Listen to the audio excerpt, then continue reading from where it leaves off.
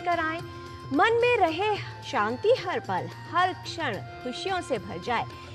ईश्वर करे कि आपके जीवन में हर दिन ऐसा आए। सुप्रभात एवं स्वागत है आपका इस विशेष कार्यक्रम में। मैं हूं किरण भारद्वाज।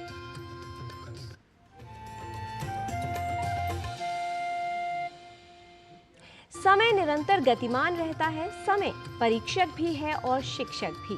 समय दिखाई नहीं देता लेकिन बहुत कुछ दिखा देता है और कठिन समय व्यक्ति को बहुत कुछ सिखा देता है। इसलिए सदा ही अपने समय का सदुपयोग करना चाहिए, क्योंकि समय जो अपने लिए प्रयोग किया जाता है उसी से जीवन सार्थक बनता है। इसलिए समय को जीवन में व्यर्थ ना करें। समय का ज्ञान लेने के लिए आइए देख लेते हैं आज का पंचांग।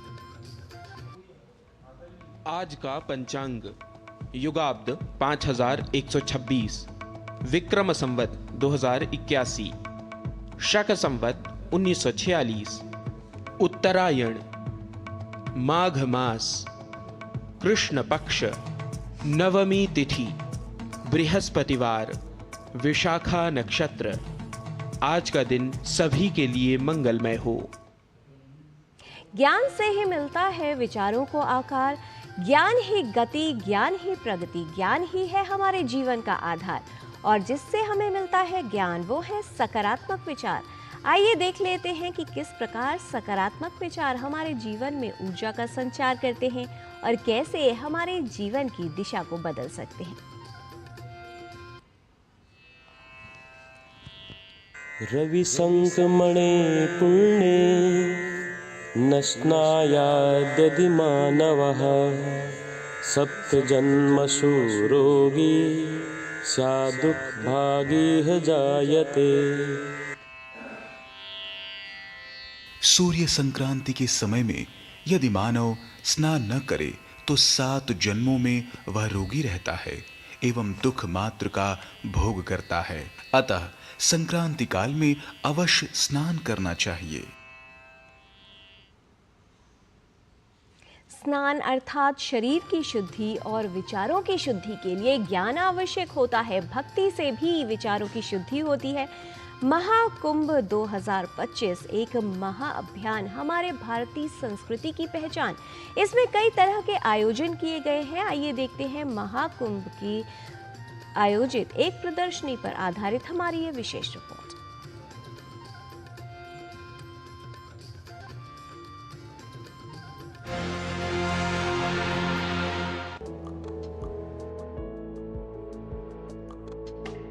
कैंसर स्वास्थ्य के लिए एक बड़ा खतरा है और कैंसर के इलाज के लिए कई तरह की विधियों का उपयोग किया जाता है। सर्जरी, रेडियोथेरेपी और कीमोथेरेपी की सहायता से कैंसर का इलाज किया जाता है। कैंसर के उपचार में अब कई आधुनिक तकनीकों का प्रयोग किया जाने लगा है। कैंसर के इलाज का एक उपयोगी विकल्प है इम्यूनोथेरेपी। इम्यूनोथेरेपी में दवाओं द्वारा रोगी के प्रतिरक्षा तंत्र का उपयोग किया जाता है। ये एक प्रकार का इलाज है जिसमें दवाओं द्वारा शरीर के प्रतिरक्षा तंत्र को कैंसर कोशिकाओं से लड़ने के लिए प्रोत्साहित किया जाता है। इस उपचार में खास तरह की दवाइयों, उपचार व अन्य तकनीकों के माध्यम से प्रतिरक्षा प्रणाली को सशक्त किया जाता है ताकि वो कैंसर से लड़ सके। मानव शरीर में विभिन्न रोगों और संक्रमण से लड़ने के लिए प्रतिरक्षा प्रणाली एक कवच के रूप में कार्य करती है। ये किसी भी रोग से लड़ने के लिए आवश्यक होती है। सामान्यतः श्वेत रक्त कोशिकाएं यानी व्हाइट ब्लड सेल्स, अन्य कोशिकाएं प्रोटीन ऊतक व लसिका प्रणाली हमारे प्रतिरक्षा तंत्र का भाग होते हैं।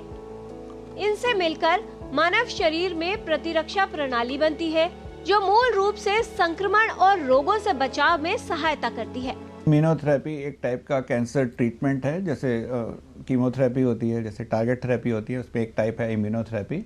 और इम्यूनोथेरेपी का इस टाइम प्रचलन इसलिए है क्योंकि इसके साइड इफ़ेक्ट्स कम हैं, ड्यूरेशन ऑफ रिस्पांस ज़्यादा है, डेप्थ ऑफ रिस्पांस ज़्यादा है और ये कुछ स्पेसिफिक सब टाइप्स ऑफ कैंसर में ही काम करती है। जैसे मेलानोमा जो स्किन कैंसर होता है, लंग कैंसर है, किडनी कैंसर है और जीआई कैंसर है and head and neck cancer है। तो यूजुअली ये हर सेटिंग में काम आती हैं, इधर पैलेटिव हो, स्टेज 4 हो, सर्जरी से पहले हो न्यू एडजुवेंट सेटिंग में और एडजुवेंट सेटिंग में सर्जरी के बाद हो, बट इसका जो मेनली प्रचलन है वो कीमोथेरेपी के साथ है। बट कुछ कैंसर टाइप हैं जो ओल्ड एज होते हैं या जिसमें बहुत कुछ मार्कर्स होते हैं वो पॉजिटिव हैं, तो उसमें खाली इम्यूनोथेरेपी ही काम कर सकती है। इम्यूनोथेरेपी एक प्रकार की जैविक थेरेपी है। इसमें कैंसर के इलाज और मानव शरीर से रोग को मूल रूप से खत्म करने के लिए उपचार में प्रयुक्त पदार्थ एवं जीवित जीवों का उपयोग किया जाता है। इम्यूनोथेरेपी शरीर की प्रतिरक्षा प्रणाली को कैंसर कोशिकाओं को पहचानने और नष्ट करने में सहायता करती है। कैंसर कोशिकाएं अक्सर प्रतिरक्षा तंत्र से बचने के लिए विशेषता छिप जाती है, लेकिन इम्यूनोथेरेपी इन कोशिकाओं को पहचानने और नष्ट करने में सहायक होती है। ये उपचार शरीर की प्रतिरक्षा कोशिकाओं को सक्रिय करता है या उन कोशिकाओं को बाहरी तरीके से सहायता प्रदान करता है ताकि वो कैंसर की कोशिकाओं को खत्म कर सके और रोग से लड़ सके। लक्षित कैंसर दवाएं कोशिकाओं में अंतर को लक्षित कर कार्य करती हैं, जो उन्हें बढ़ने और जीवित रहने में सहायता करती हैं। अन्य दवाएं प्रतिरक्षा प्रणाली को कैंसर पर हमला करने में सहायता करती हैं। इन्हें इम्यूनोथेरेपी कहा जाता है। कुछ दवाएं एक से अधिक तरीकों से काम करती हैं, इसलिए उन्हें प्रतिरक्षा प्रणाली के साथ काम करने के साथ साथ लक्षित किया जाता है। इम्यूनोथेरेपी विभिन्न तरीकों से दी जा सकती है। ये नस में लगाई जा सकती है, इंजेक्शन के माध्यम से या त्वचा के नीचे व मांसपेशियों में प्रशासित की जा सकती है। इम्यूनोथेरेपी अपनी बॉडी के जो डिफेंस सिस्टम है, टी सेल्स हैं, उसको ही स्टिमुलेट करती है और उसको मोटिवेट करती है कि हमारे जो कैंसर सेल्स को रिकॉग्नाइज करें और उसको मारें। जबकि कीमोथेरेपी हमारे नॉर्मल सेल्स और कैंसर सेल्स दोनों को मारती है, इसलिए उसके साइड इफ़ेक्ट्स ज़्यादा होते हैं। कीमोथेरेपीज़ के जैसे साइड इफ़ेक्ट होते हैं usually approximately 50 to 60% her patients में होते हैं, वही इम्यूनोथेरेपी साइड इफ़ेक्ट 15 से 20% होते हैं। तो वो जो साइड इफ़ेक्ट होते हैं इम्यूनोथेरेपी के वो मैनेजेबल होते हैं। अगर ग्रेड 3-4 होता है तो स्टेरॉइड से मैनेजेबल होते हैं। और इसके साइड इफ़ेक्ट्स हम यूजली ग्रेड 1 ग्रेड 2 चाहते हैं ताकि दिखे कि कीमोथेरेपी रिस्पॉन्स भी कर रही है, बट कि कीमोथेरेपी के साथ जो साइड इफ़ेक्ट्स होते हैं थोड़े ज़्यादा होते हैं। कैंसर के इलाज का ये एक प्रभावशाली विकल्प है। इसे कैंसर के उपचार में एक बड़ा कदम माना जा सकता है और कैंसर रोगियों को सामान्य से अधिक जीने में सहायता करती है। इम्यूनोथेरेपी कैंसर के इलाज में एक नए युग की शुरुआत है। हालांकि हर रोगी के लिए ये उपयुक्त नहीं है, लेकिन सही निदान और डॉक्टर की सलाह से ये प्रभावशाली उपचार सिद्ध हो रहा है। कई ऐसे कैंसर हैं जिनमें इम्यूनोथेरेपी का उपयोग काफी सफल सिद्ध हो रहा है। किरण भारद्वाज, डीडी न्यूज।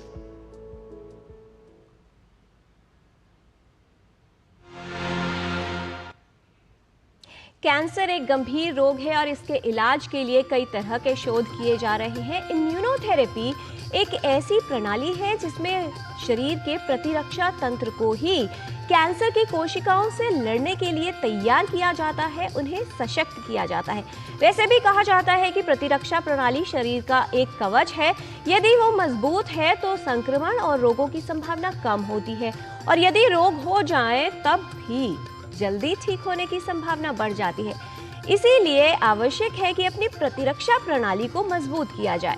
स्वस्थ रहने के लिए योग एक उपयोगी विकल्प है। नियमित रूप से योग करने से हमारी प्रतिरक्षा प्रणाली सशक्त बनती है, साथ ही व्यक्ति का स्वास्थ्य भी ठीक रहता है। आइए देख लेते हैं कौन सी योगिक क्रियाएं हैं जो आपको स्वस्थ रखने में उपयोगी हो सकती हैं और आपके बेहतर स्वास्थ्य के लिए सहायक सिद्ध हो सकती हैं। नमस्ते, मैं हूं आचार्य प्रतिष्ठा। हम सब जीवन में स्वस्थ होना चाहते हैं। हालांकि आप अलग अलग प्रॉब्लम बेस्ड प्रैक्टिसेस तो सीख ही रहे हैं, लेकिन अगर हम संपूर्ण स्वास्थ्य की बात करें तो आचार्य जी 84 लाख आसन हैं, इतने सारे प्राणायाम हैं, मुद्रा हैं, बंध हैं, गतियां हैं, ध्यान की प्रैक्टिसेस हैं। ऐसा क्या कोई व्यक्ति प्रतिदिन कर सकता है कि उसको संपूर्ण स्वास्थ्य मिले, physical, mental, emotional, intellectual and even spiritual? तो आज हम सीखेंगे संयुक्त गति का अभ्यास। संयुक्त गति हमें संपूर्ण स्वास्थ्य प्रदान करती है, उसका नाम ही है संयुक्त, ओवरऑल हेल्थ के लिए। कैसे करना है इसको? सबसे पहले हम इस तरह से घुटने के बल आ जाते हैं और यहाँ से हम आ जाते हैं अधोमुखी श्वानासन की स्थिति में, यानी घुटनों को सीधा कर लेना, पंजों को देखना, एड़ियों को जमीन से छूने की कोशिश करना। इस स्थिति में आना, फिर अपने राइट पैर को आगे ले आएंगे, पीछे झुकेंगे और फिर यहीं से आगे झुकेंगे, माथे को जमीन से छूने की कोशिश। वापस आ जाइए अगले स्टेप में, दोनों पैर फिर पीछे और अब लेफ्ट पैर को आगे लाना, पीछे झुकने की कोशिश, आगे झुकना, वापस आ जाएं, फिर से दोनों पैरों को पीछे ले जाना, फिर से अधोमुखी श्वानासन, फिर दोनों घुटनों को जमीन से छू देना, सीना सामने, बिलाव गति यानी सांस भरते हुए हिप्स ऊंचे, सीना ऊंचा, चेहरा ऊंचा, कमर दबी हुई, सांस छोड़ते हुए कमर का आर्क बना लेना, गर्दन को आगे झुका लेना, हिप्स को आगे पुश कर देना।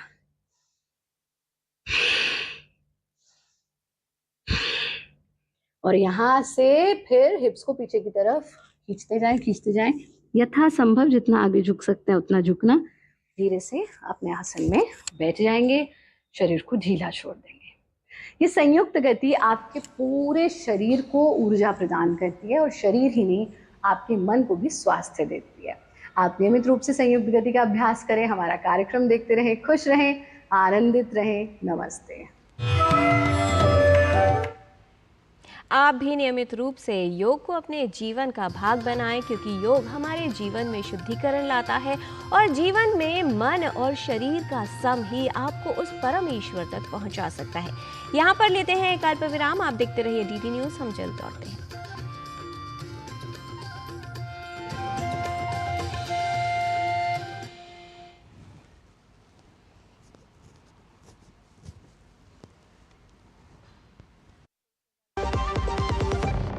एक ऐसा तबका जो रिटायरमेंट के बारे में आज भी बिल्कुल नहीं सोचता, वो है औरतें। औरतें कमा के भी वल्नरेबल हैं। सो एनपीएस एक इक्वालिटी ला रहा है, हम सब एक बराबर प्लेटफॉर्म पे हैं। अपने बेहतर कल को सुनिश्चित करने के लिए एनपीएस जरूरी है। बच्चों को सर्टिफिकेट मिले तो कितना अच्छा लगता है ना। और अगर आपके आटे को भी मिले तो, गेहूं की क्वालिटी, आटे की शुद्धता, रोटी की सॉफ्टनेस के लिए सर्टिफिकेट अगर होता तो है ना। आशीर्वाद आटा का क्वालिटी सर्टिफिकेट, पैक स्कैन करो, खुद चेक करो। आशीर्वाद आटा, क्वालिटी का वादा, लिख के ले लो। नमस्ते भारत, मैं हूँ आपकी बेटी। Thank you. 10 साल पहले आपने मुझको एक गिफ्ट दिया था। गर्भ में बेटी की हत्या ना हो, इसके लिए हमने बेटी बचाओ बेटी पढ़ाओ अभियान शुरू किया। आपने गर्भ में हमारी रक्षा की, हमारी संख्या बढ़ाई।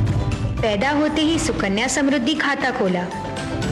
97% से अधिक स्कूल में अलग से शौचालय बनवा दिए, तो अब हमारी पढ़ाई में बाधा नहीं रही। आज साइंस, टेक्नोलॉजी, इंजीनियरिंग और मेडिकल में करीब आधे एडमिशन्स हम गर्ल्स का होता है। आज हर खेल में हीरो मेडल्स हम घर लेकर आती है। आपने तो बेटियों के लिए सैनिक स्कूल से लेकर सेना के द्वार भी खोल दिए। बेटी बचाओ बेटी पढ़ाओ अभियान का एक दशक, हमारा दशक।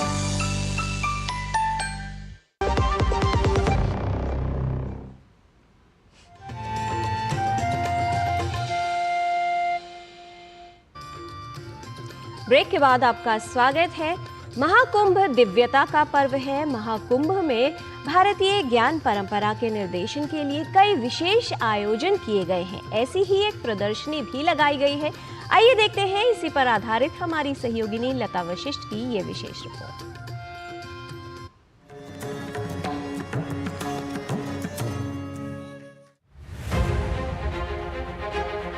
प्रयागराज के पावन संगम तट पर महाकुंभ 2025 के शुभ अवसर पर प्रजापिता ब्रह्मकुमारी ईश्वरीय विश्वविद्यालय द्वारा स्वर्णिम भारत ज्ञान कुंभ नाम से एक अद्भुत प्रदर्शनी आयोजित की गई है, जिसका विषय है कलयुगी जंगल से सतयुगी स्वर्ग की ओर। यहाँ जो लोग आते हैं वो जीवन में कुछ परिवर्तन चाहते हैं, शांति के लिए आते हैं, तपस्या के लिए आते हैं और साथ साथ कायाकल्प के लिए भी आते हैं।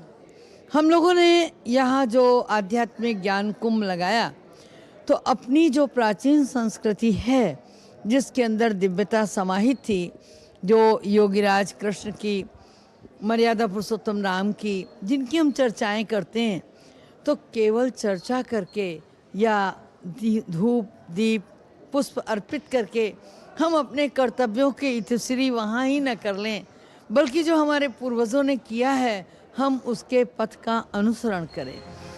समाज में व्याप्त सामाजिक कुरीतियों और कुप्रथाओं से हटकर भारतीय ज्ञान परंपरा का आश्रय लेकर बुद्धि योग लगाकर कैसे हम अपने सत्य परिचय को जानें, इस बात को सुंदर चलचित्र मॉडलों के द्वारा यहाँ दिखाया गया है। इस पंडाल में श्री कृष्ण की बाल लीलाएं, श्री लक्ष्मी नारायण का दरबार और आदर्श गोकुल ग्राम नाम से सतयुग की भव्य झांकी मुख्य आकर्षण का केंद्र हैं, जिनके माध्यम से अध्यात्म और विज्ञान के सामंजस्य द्वारा कैसे हम अपने गांव और समाज को श्रेष्ठ बना सकते हैं, इसकी सुंदर झांकियां दिखाई गई हैं। ब्रह्मा कुमारी के द्वारा महाकुंभ में जो भी प्रदर्शनियां लगाई गई हैं, उसका मुख्य लक्ष्य यह है कि हमारा जो भारत है, जो कभी सोने की चिड़िया थी, वही भारत आज फिर से स्वर्णिम दुनिया की ओर बढ़े, स्वर्णिम दुनिया की स्थापना हो। और इसी के लिए हम लोग लगातार प्रयास कर रहे हैं। इसके लिए हम लोगों को प्रेरित करते हैं कि आप अपने जीवन में राजयोग को शामिल करें, क्योंकि आध्यात्मिक ज्ञान आपको समझ देता है, लेकिन जब आप राजयोग का अभ्यास करते हैं तो वो आपको अंदर में बल देता है उस ज्ञान को धारण करने की। प्रदर्शनी में विज्ञान और अध्यात्म के संबंध को विभिन्न उपकरणों के द्वारा अनुभव कराया जाता है, जैसे कि मानसिक विचारों की स्पीड को नापने की मशीन, सुंदर खेलों जैसे कि एकाग्रता का खेल, find your inner values game आदि। इस पंडाल को माइंड स्पा नाम दिया गया है। वैल्यू गेम्स के द्वारा हमने ज्योतिष के हिसाब से आज हर व्यक्ति निरुत्साहित है, उसके अंदर हमने बताया कि आप परमात्मा की श्रेष्ठ रचना हो और हर एक के अंदर कोई ना कोई विशेषता है। परमात्मा पत्र है, आज हर व्यक्ति को जो है मोबाइल में अलग अलग मैसेज भेजते हैं, लेकिन परमात्मा हमारे लिए क्या सोचता है, तो इसके अंदर हमने ये परमात्मा पत्र है, जिसके अंदर परमात्मा आपको कहते हैं आप मीठे बच्चे हो, इस दुनिया में कोई भी कड़वा नहीं है, लेकिन किसी संग में आकर आज बिगड़ गया है।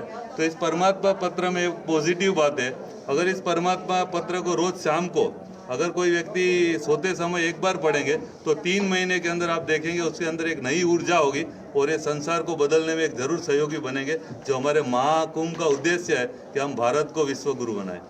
स्व परिवर्तन से विश्व परिवर्तन और नैतिक मूल्यों की पुनः स्थापना संस्थान का मुख्य उद्देश्य है और यह संस्थान महाकुंभ के माध्यम से भी अपना संदेश पूरे विश्व में सभी वर्गों को देने का प्रयास कर रहा है। प्रयागराज से लता वशिष्ठ की रिपोर्ट, डीडी न्यूज।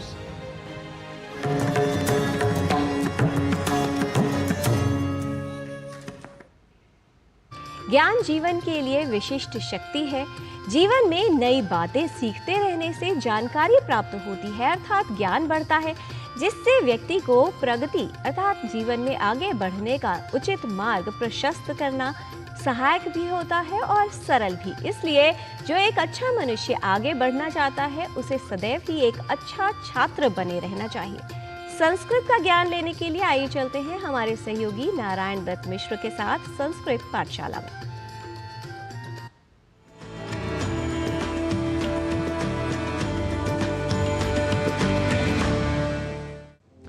नमोस्तु सर्वेभ्यः संस्कृतप्रियेभ्यः संस्कृतपाठशालायाः अभिनवायां कक्षायां समेषां स्वागतं करोमि। अहं नारायणदत्तमिश्रः। संस्कृत की कक्षा में इन दिनों आप संख्याओं के साधारण और पूर्णार्थक स्वरूपों के बारे में जान रहे हैं और साथ ही कर रहे हैं संख्याओं के इन स्वरूपों के साथ कुछ वाक्यों का अभ्यास भी। तो आइए आज इस क्रम को आगे बढ़ाते हुए संख्या 10 के संस्कृत प्रयोगों को उसके साधारण स्वरूप के साथ अच्छे तरीके से जान लेते हैं।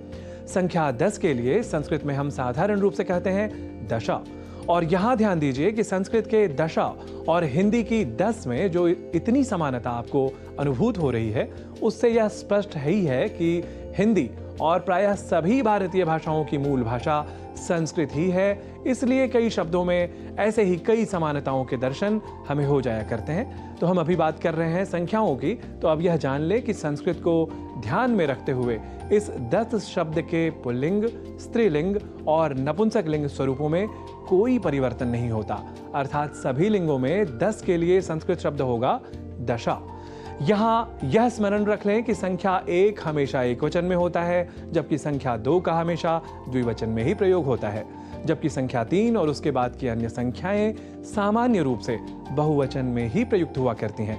हमने सामान्य रूप से इसलिए कहा क्योंकि संख्या 3 के बाद यानी बहुवचन के रूप में समझे जाने वाली ऐसी कई संख्याएं हैं, विशेष रूप से संस्कृत में, जिनका बहुवचन में अतिरिक्त रूप से एक वचन में भी प्रयोग हमें दिख जाया करता है।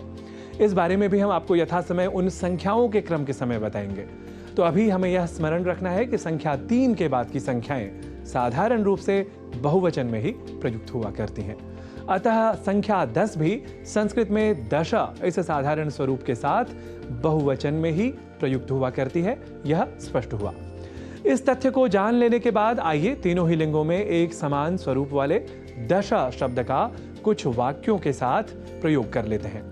सबसे पहले कर लेते हैं दश इस संख्या का पुल्लिंग में वाक्य प्रयोग। देखिए, हम हिंदी में कहते हैं रावण के 10 मुख थे, यह कहा जाता है।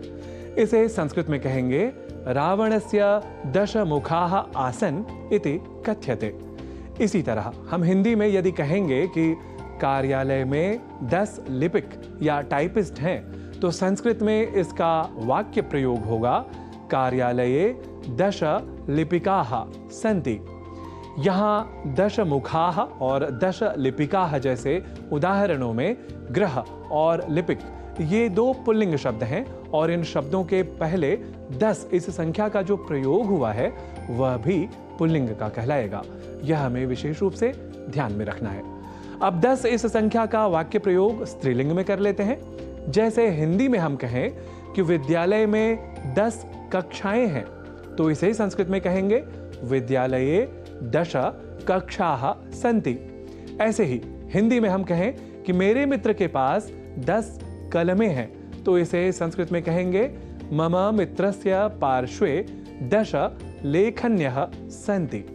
यहाँ 10 कक्षाः और 10 लेखन्यः जैसे उदाहरणों में कक्षा और लेखनी ये 2 स्त्रीलिंग शब्द हैं और इन शब्दों के पहले 10 इस संख्या का जो प्रयोग हुआ है वह भी स्त्रीलिंग का ही कहलाएगा। यह हमें विशेष रूप से ध्यान में रखना है। अब 10 इस संख्या का वाक्य प्रयोग नपुंसक लिंग में हम कुछ यूं कर सकते हैं। उस दुकान में अभी 10 रत्न ही बचे हैं। इसे संस्कृत में कहेंगे तस्मिन् आपणके 10 रत्नानि एव अवशिष्टानि सन्ति। अब बढ़ते हैं अगले वाक्य प्रयोग की ओर। उस लेखक की 10 पुस्तकें मेरे पास हैं। इसे संस्कृत में कहेंगे तस्य लेखकस्य 10 पुस्तकानि मम पार्श्वे सन्ति।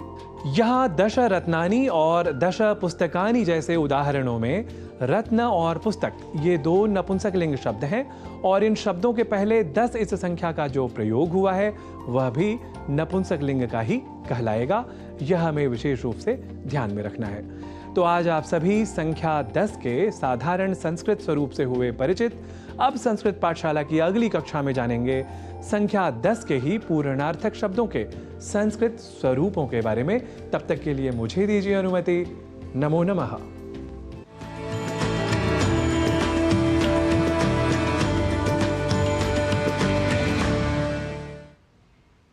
ज्ञान उस दीपक की तरह है जो जीवन को रोशन करता है, व्यक्ति को सही मार्ग दिखाता है और हमें अच्छा बनने के लिए प्रेरित करता है। इसलिए सदा ही ये याद रखना चाहिए कि भले ही हमारी अच्छाई किसी को दिखाई ना दे, नजर ना आए, लेकिन उसकी छाप दूसरों के मन में अमिट रहती है, हमेशा ही रहती है। इसलिए जीवन में अच्छे कार्य करने का प्रयत्न करते रहना चाहिए, क्योंकि जीवन में कोई संपत्ति कुछ भी व्यक्ति के साथ नहीं रहता, ना ही उसके साथ जाता है। जो उसकी अनमोल धरोहर है वो है अच्छे कर्म। इसलिए प्रतिदिन एक अच्छा कार्य कीजिए, किसी की सहायता कीजिए और जिसको आपकी सहायता की आवश्यकता है उसे कभी भी निराश मत कीजिए, क्योंकि परिश्रम करने से और श्रद्धा से सही ज्ञान मिलता है और व्यक्ति को जीवन में मान मिलता है और विनम्रता से ही उसे जीवन में अपना स्थान मिलता है। जिस व्यक्ति में योग्यता होती है वो अपने जीवन में आगे भी बढ़ पाता है और उचित स्थान प्राप्त भी कर पाता है। जिस व्यक्ति के पास श्रद्धा हो, विनम्रता हो और योग्यता हो, उसे जीवन में मान और सम्मान ये सभी मिलता है। इसलिए जीवन में मान प्राप्त करने का प्रयत्न कीजिए। धन अर्जित करने से कुछ नहीं होगा, ज्ञान अर्जित कीजिए और अपने कर्मों को सत्कर्म बनाइए। आज के कार्यक्रम में इतना ही। हमारी पूरी टीम को दीजिए अनुमति। नमस्कार।